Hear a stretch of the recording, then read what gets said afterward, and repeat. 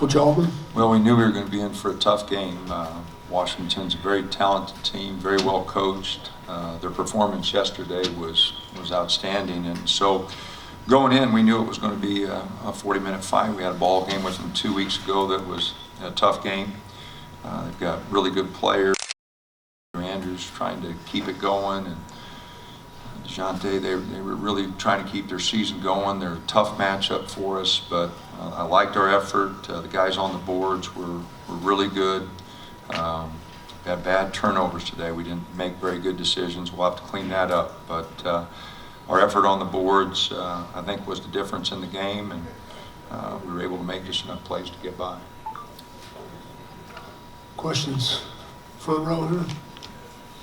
Hi, Coach. John Canzano with the Oregonian. In the tunnel before the game, you guys were yelling about winning the first 4 minutes, and then you come out and kind of don't win the first 4 minutes. At that point, as you're regrouping, what are you thinking?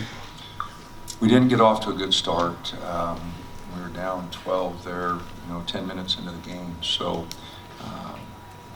Washington came out and hit us pretty good, and the teams, yesterday who got out kind of ran downhill the rest of the game, and so it was a big concern. We needed to get some stops. I thought we had some guys come in and give us a big lift there. Kendall Small really gave us some good minutes there, and we finally got some stops. Out of the gate, I think they were at one time out 8 for 10 or something like that from the field. So we didn't do a very good job defensively. Offensively, our ball movement wasn't very good to start the game. So again, they got out to that big lead, and that was very concerning.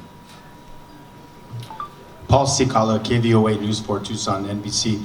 Coach, if the Arizona Wildcats end up winning this game, what would it take to knock off Arizona for the second straight time? Well, it'd be a difficult task. They're very well coached, they're very talented, but our guys, we did a good job when we went down there. I did tell them that, if we do have that opportunity, we'll only have 12,000 fans this time instead of 15, 16. So, it's going to be a tough one, either matchup for us. Colorado, who's big and physical, Arizona, big and physical.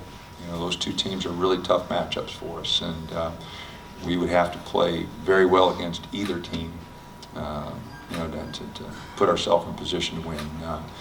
Both teams very well coached, talented, and it would probably help us if they went 4 or 5 overtimes today to take their legs just a little bit. Dana, you had talked to UCLA about the troubles when you guys played a little bit too fast. Did you feel like in the first half tonight you guys were playing a little bit too fast and that led to some of those turnovers? Without a doubt. We did some things in that first half that the whole game that we haven't seen for a long time.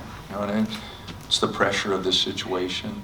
Some of our turnovers we haven't seen since November or early December. We're just guys not strong with the ball and making some poor decisions. And our guys want to win. They want to make plays, and again, that's why we were able to get to the boards. Our effort on the boards was outstanding, but sometimes we get going a little fast on the offensive end, and we definitely did that today. Guys just feeling like they had to make a play. Because of that, we only had 9 turnovers, which is a low 9 assists, which is a low for a while for us. So, we're just going to have to slow down, move the ball much better, and make plays for our teammates. Cut down on those turnovers definitely tomorrow. Back to you. Mike Scout, KEZ guy. I'd like to start with the players, and then Coach, I'd like to get your take on this too. When you get down to the last stretch of the game, those last 4 or 5 minutes when fouls start to play a part, sort of how do you adjust? Did it feel like you guys were sort of tightening up, maybe getting a little conservative?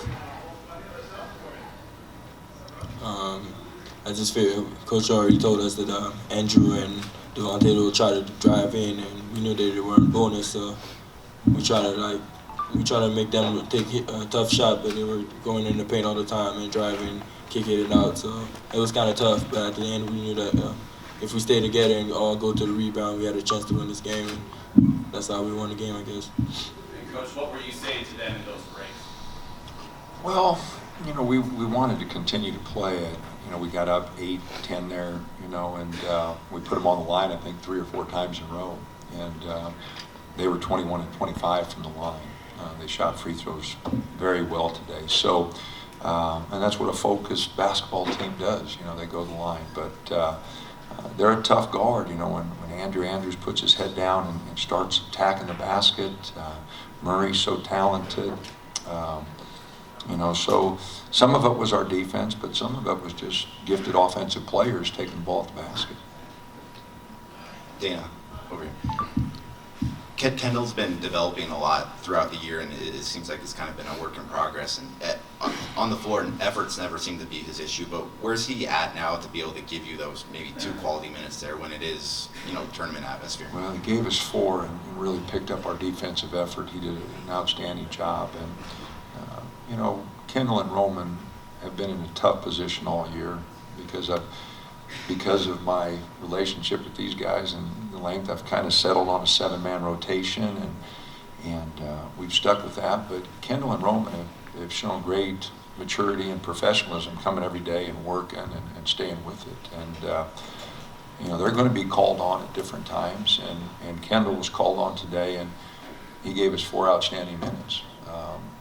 And so, again, that's an awfully tough role for a player to take.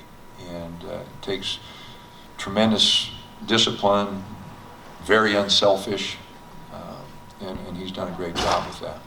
Question in the back. Candace Coots, Pac-12 Network. This question is for Elgin.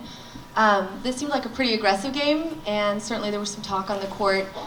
As a leader on this team who's got a lot of tournament experience here, did you say anything to your teammates to help them settle in or calm down in those intense moments? Yeah, Washington's a great team. They got a lot of athletes, so we knew they were going to try to get up in our space and deny us. And we was all sped up at first, and I just wanted to tell everybody to calm down and just keep their composure.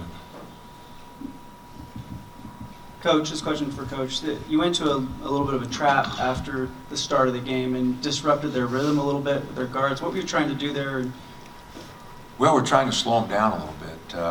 It was a little more effective. The score is very similar to what it was in Eugene, but they're a rhythm, and they get a lot of shots up between 4, 5, 6 seconds. If they're just allowed to blow the ball up the floor.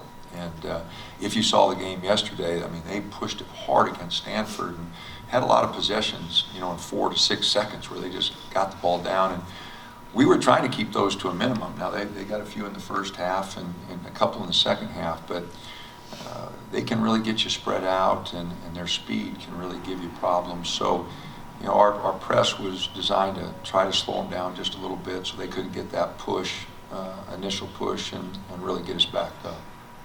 1 or 2 more. There we go. Elgin, is it good to be tested early in a tournament, or was this a little too close for your liking?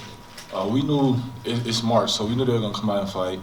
It's a 40-minute game. It's a game full of runs, and they got a lot of great players. They shot the ball well. They got a ton of athletes. It was just about how we responded.